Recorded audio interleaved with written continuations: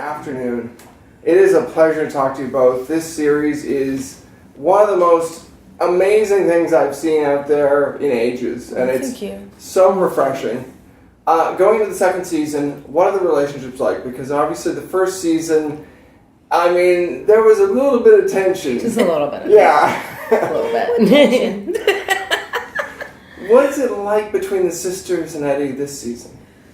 Well, in the season 2 is definitely starts with Eddie, we're still recovering from the beating and hate crime in episode 6, and about 9 days. So it's not much time has passed, but enough to be like, Eddie wants to heal, wants to get things going, and wants to also not, hold on to what the bar is and the building and bring everybody together. So she's still on that tip from season 1, but now with broken bones and a lot of difficult challenges. But with the sisters, it's really sweet to see, the relationship with Lynn and Eddie blossom a little bit more. You see their bonding moments, and also with Emma, she surprises Eddie and her generosity, and Eddie knows that she's being supported financially by Emma as well, and so that's really hard for Eddie to to accept, and also physically she has to rely on Emma as well. Right. So that adds a very interesting and funny, comical perspective to the whole, recovering from this beatdown, but then having to he doesn't want to get healed, but dang it, this is really difficult. It's vulnerable. So Eddie's still vulnerable, and how much more will she handle? Yeah, and for the story, it's they're making a choice to go into business together, and making a choice to also be a family. And that was something I wanted to ask you about, because in the first season you get a sense that the sisters are finally coming together as a family now, a little bit. So now is it building the family bigger, I guess? Whatever that is, I think it's not that much time has passed. You always think you're going to make that New Year's resolution, and then you're all of a sudden going to be working out and, eating well and doing things like that. But it's not like that. And I think that's what I love about the way that this story is told, is that it isn't. You can make a really strong choice and give it your best, but old habits die hard. And we see that for both of the sisters, really getting rid of, Lynn didn't really have anywhere to go, let's be honest. Played by Melissa Barrera, my sister. But Emma got rid of everything that she had except for her condo. She liquidated almost $300,000 in assets. And that's a lot for someone from this neighborhood to be able to do that. And she takes responsibility and comes back to handle stuff. But, not everything goes as planned. Is grief the same in this season? Because in the first season, especially Eddie, I would say, grief is really almost not ever present, but it certainly plays a big part. Yeah. Are they moving on? I know it's only been 9 days, really, so it's really a short time, but how does grief play a role this season? Yeah. Definitely not moving on. No. I think, the literal ghosts and the figurative ghosts of Vida, their mother, is still there. And they have to come to terms with it each individually. Right. Emma's trying to fix everything and move forward and create change, and she thinks that she can just do it like that. But this neighborhood isn't really like one of those corporations that she's used to working at. Right. This is a bit messier. And then with Eddie, really wanting to hold on to the past, because it's if we get rid of everything, does that mean that this person wasn't there? Does that mean that I don't belong here anymore? Because the home that I created is not the way that it was, and these people are coming in. So can they come together and find a middle ground?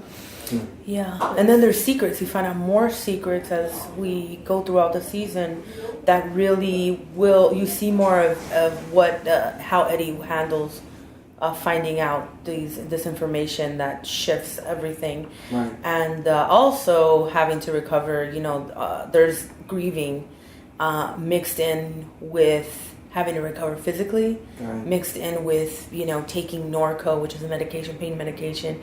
It's like a lot happening all at once. And so I feel it does a lot of justice to telling a story that's complicated when recovering and having to go through something like that. What it really is like grieving and having to physically recover for something traumatic. Right.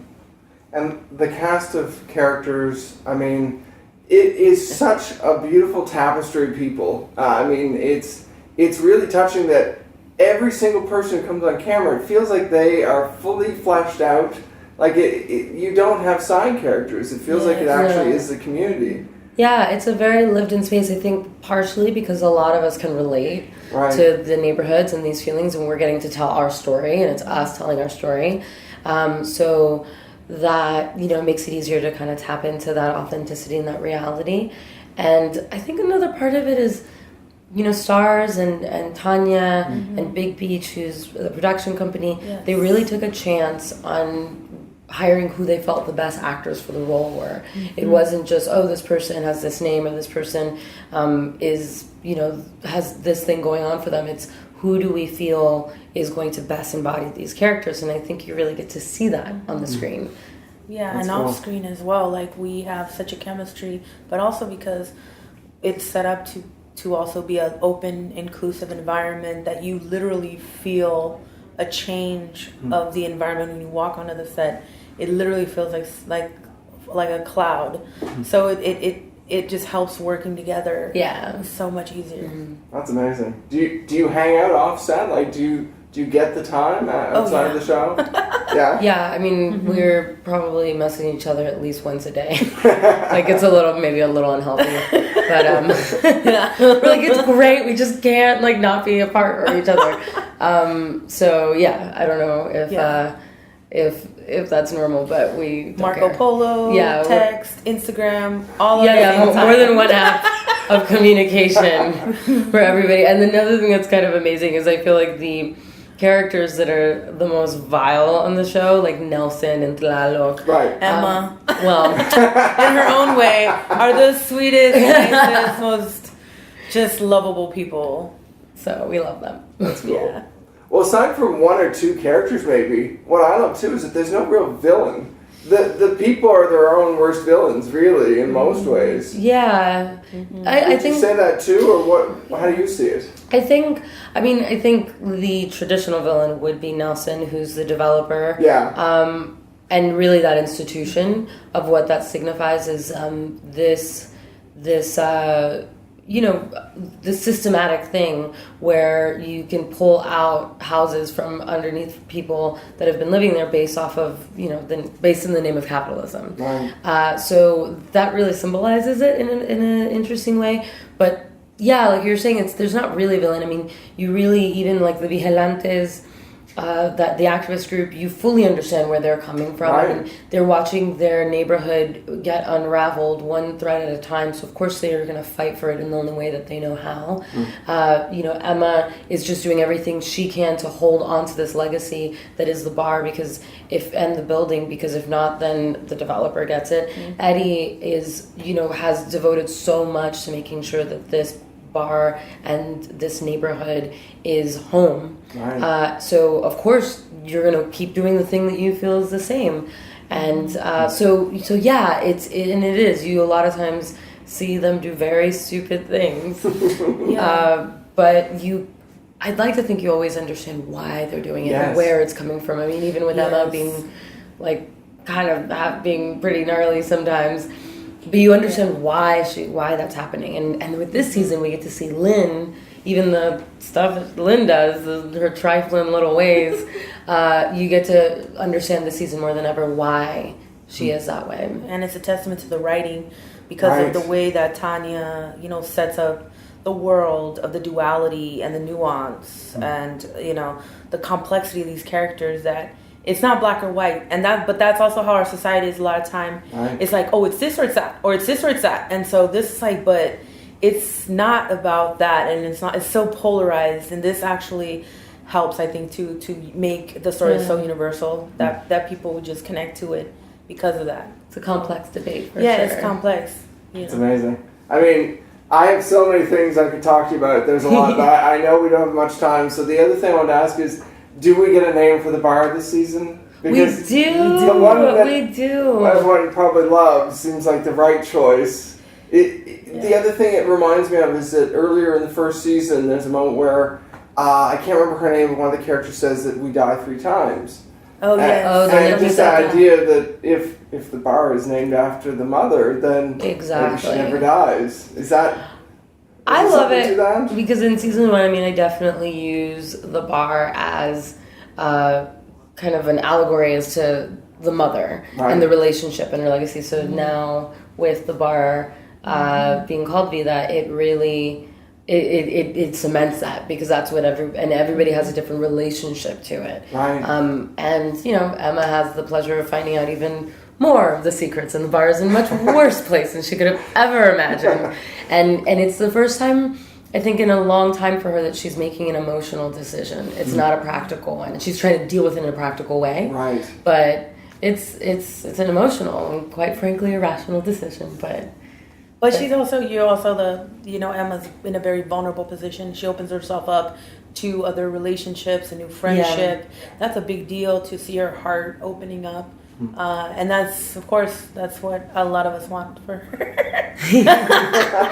But well, the last thing I'd ask is, if the sisters, kind of one's growing up and maybe Emma's finding kind of a youth to herself, maybe. Yeah. Where is Eddie going then this season? That's the question too. Is where is Eddie going? I mean, so much is depending on what's going on outside with.